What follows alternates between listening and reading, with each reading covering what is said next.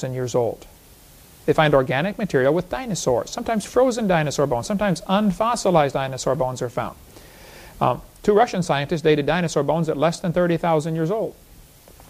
Hugh Miller in Columbus, Ohio, had 4 dinosaur bone samples carbon dated. They told him they were 20,000 years old.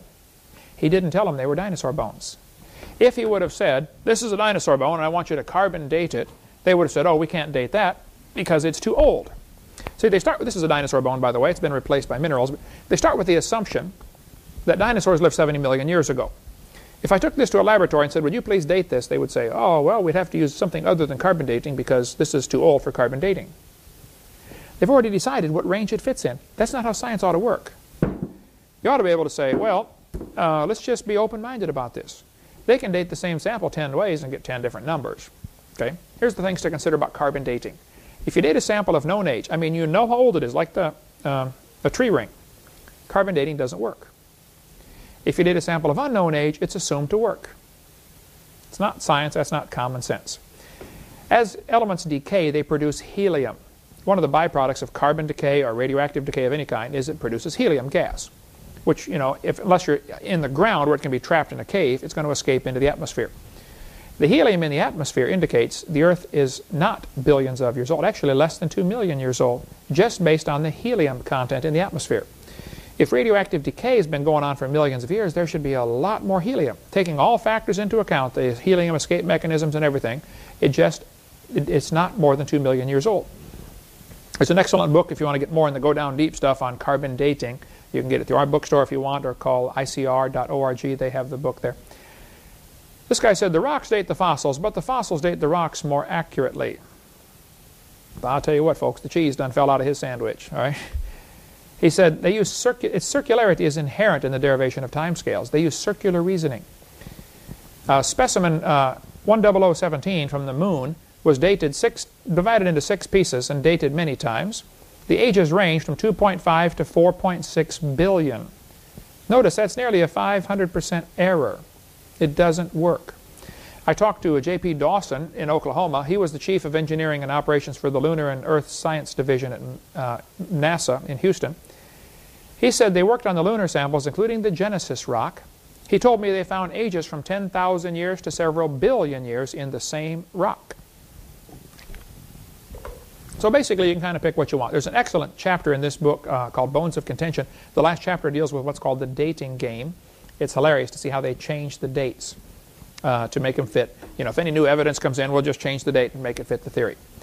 All right, we'll take a little break here, come back and talk about the other dating methods, potassium, argon, some of the other ones, and then go on to more of your questions. Okay, let's take a few more questions and answers. People often ask me about the age of the Earth and say, doesn't potassium-argon dating prove the Earth is millions or billions of years old? Well, potassium is one of the elements in the periodic table. It slowly decays and turns to argon, which is a gas. So the theory is that when a volcano erupts, it melts the rock and turns to lava and comes out and spreads down the hillside, and the gas would escape because it is now a liquid. And so as potassium slowly decays to argon, which is a gas, if it melts the rock, it should reset the clock to 0. And so they think we can tell how old lava flows are, or ash flows, ash beds, because there should be no argon in them. It should reset the clock. It should be just potassium.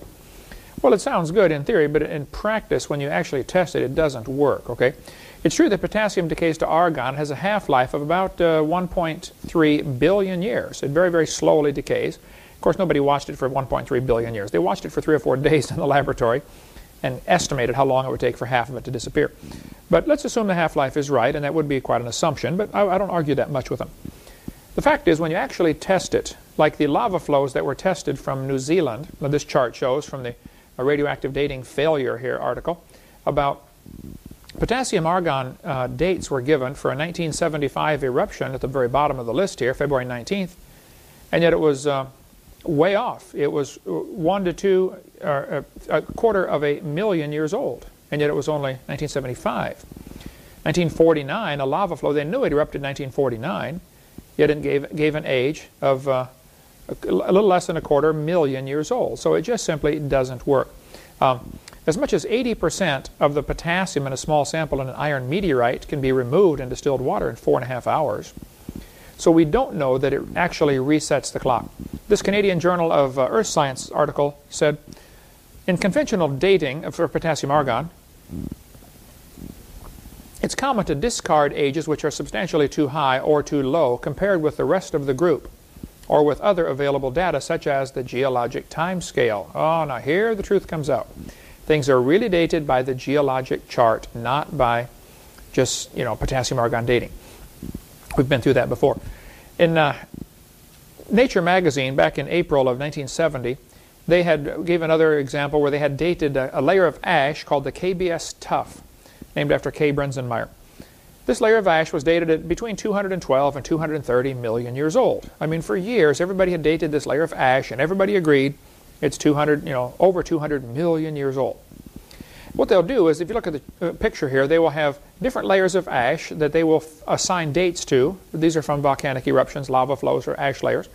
If you find a fossil between two layers, you can guess how old it was based upon the potassium argon date of the one above and the date of the one below. Sounds good, doesn't work. They bracket the sample by it's called an event horizon is the term they use for it. They'll say, well, there's a volcanic eruption and made this layer of ash over the whole countryside. Any fossils found below that layer have to be older. Any fossils found above this layer have to be younger. Sounds good. And until Richard Leakey found a skull called the KNMER for, they give them numbers, KNMER 1470. This skull was found under the KBS tuff. Now here everybody had been saying the KBS tuff was over 200 million years old, and they find a normal human skull under it. Ooh, now you got a problem. So they redated the ash layers, the KBS tuff. They would never have redated it if it hadn't found that skull. They redated the ash layers and took 10 samples and got numbers from 0.5 million to 2.64 million. Well, first I'd like to point out that's way down from 212, and still that's a 500% error. It doesn't work. I mean, a 500% error, they'd laugh at you if you put this in a court of law. It's interesting to look at the inflation of the age of the Earth. Back in 1770, George Buffon said the Earth is 70,000 years old. In 1905, the textbooks would say the Earth is 2 billion years old. In 1969, when they went to the moon, they said the moon and the Earth are 3.5 billion years old, and this number was arrived at by potassium argon dating, like this article says here. Today, the students are taught it's 4.6 billion years old. It's interesting. Do you know the Earth is getting older at the rate of 21 million years per year?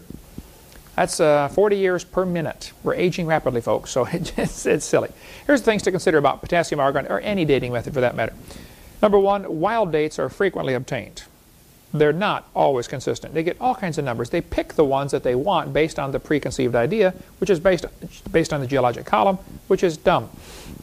Secondly, dates that don't fit the theory are routinely rejected. That's not how science ought to work. I mean, if it works, it ought to work every time. If it ought to be testable or demonstrable.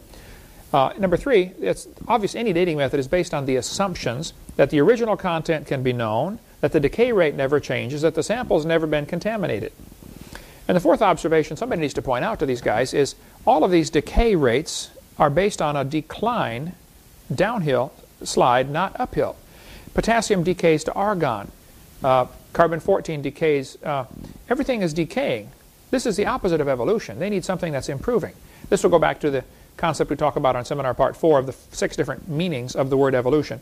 You have to have chemical evolution where the chemicals go higher on the periodic table, not lower. All of these are examples of them going lower.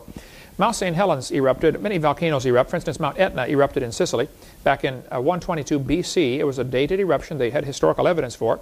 When the potassium argon dated it, it was 250,000 years old. The 1801 Hawaiian lava flow gave a potassium argon age of 1.6 million. It didn't work.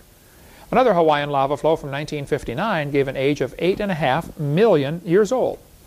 Mount Etna from Sicily erupted again in 1964, dated, and everybody watched it happen. And when they dated it with potassium argon dating, it was 700,000 years old. In 1972, it erupted again, and now the dates came 350,000 years old. The lava from Mount St. Helens was tested right after it erupted in 1980. Brand new lava dome. They knew the age of it, and yet it gave numbers from different dating methods ranging from 350,000 to 2.8 million. This is coming from the same rocks, from the lava flow that they knew is 20 years old. So, again, when you date a sample of known age, it doesn't work. When you date a sample of unknown age, it is assumed to work. That's not common sense. And again, wild dates are picked. They find them all the time. They pick the numbers they want. They reject anything they don't like. It's based on many assumptions, just like any other dating method is. Okay, get the book, The Evolution Cruncher, if you want a whole lot more on the other dating methods about uranium-235, uranium-238. There's much information there, or on the website icr.org, which is Institute for Creation Research. Next question. Have fresh dinosaur bones been found?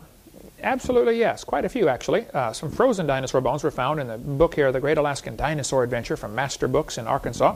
You can read about growing up and finding frozen dinosaur bones. In 1993, the Journal of